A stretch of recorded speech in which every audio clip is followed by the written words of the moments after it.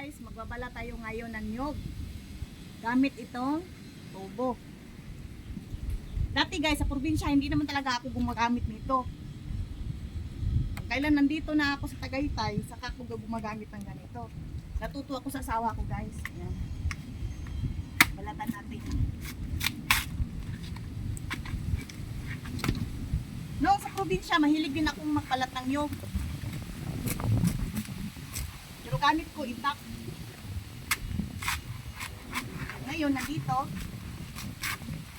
Kasi yung asawa ko sa probinsya nila, nag-ano sila, nagkukupra. Ganito yung gamit nila sa pagbabalat ng nyog.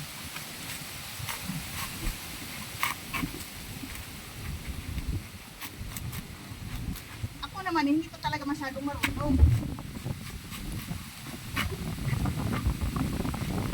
Yan, magagatak kasi ako ngayon guys. Yan. Pag asawa ko nagbabalat, hindi maghiwa-hiwala yung balat niya. Buo pa rin. Eh ako hindi naman expert. Kaya yan. Hila-hila lang.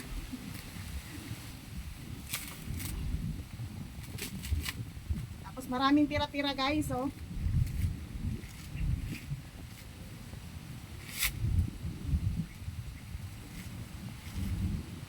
Pero pag yung partner ko nagpapalat ng nyog,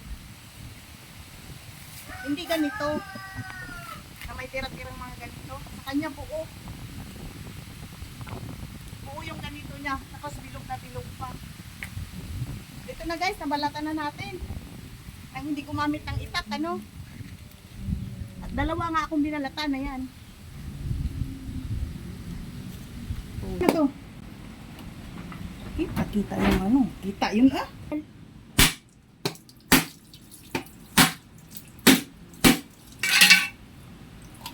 Ay, pangit.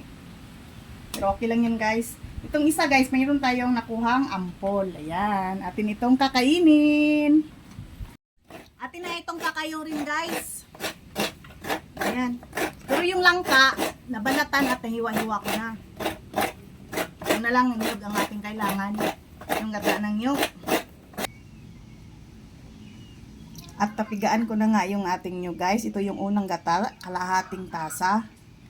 Ito naman, 2 tasa sa pangalawang gata. Ayan. Ito yung ating sapal guys. Ipapakain natin sa ating mga manok para mapakinabangan naman. Ayan, mahilig silang kumain nito guys. Tara.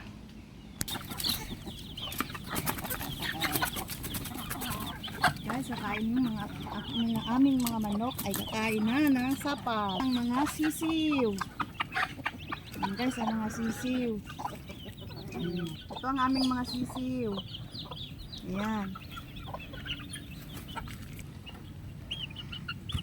Ito guys, 7 sila. 5 lalaki at 2 babae. Pinukulong namin kasi layas eh. Kahit anong tawag mo, tagal-tagal bumalik. Yan na sila guys, kanya lang natin yun. Ngayon ay maghiwa na naman tayo ng ating bawang at saka sibuyas.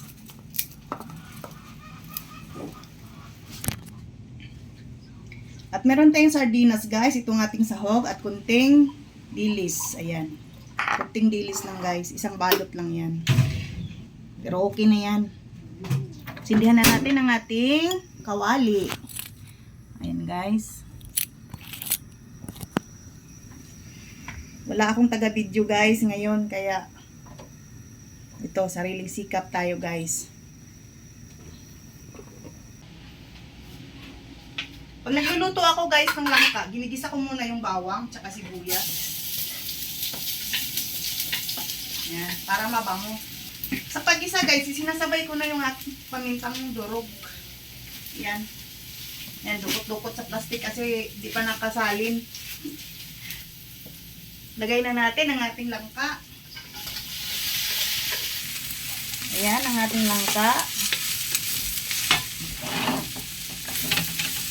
Ayan, ginigisa. Ngayon, lagay na natin ang ating pangalawang gata, guys. Yan, wag lang natin ubusin. Yan. Antayin natin hanggang sa lumambot ang ating gulay na langka. At ito na guys. Maliliit yung hibla ng ating langka kasi sobrang batang-bata pa siya. Sobrang mura. Sobrang murang-mura yung ating langka guys. Kaya siya maliliit yung kanyang hibla. Yan, pwede na natin lagay ang ating pangalawang gata. Yan. Yan guys, antayin lang natin hanggang sa kumunti yung kanyang sabaw. Yan guys, antayin lang natin hanggang sa kumunti yung kanyang sabaw. Check na natin guys. Ang bango. Lagay na natin ang ating sardinas. Yan. Pati yung ating dilis guys. Yung ilang pirasong dilis.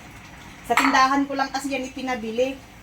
Hindi ko akalain sobrang liit. Sobrang kunti lang pala yung laman.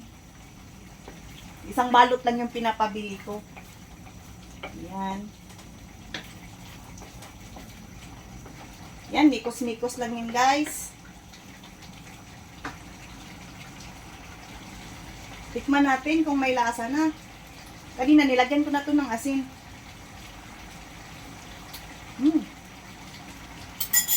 Tamang-tama guys. Yan. Antayin lang natin hanggang sa umunti na yung sabaw. Tsaka malambot na rin yung ating gulay na langka. Antayin lang natin hanggang sa kumunti yung kanyang sabaw. Ito na guys, check natin ulit.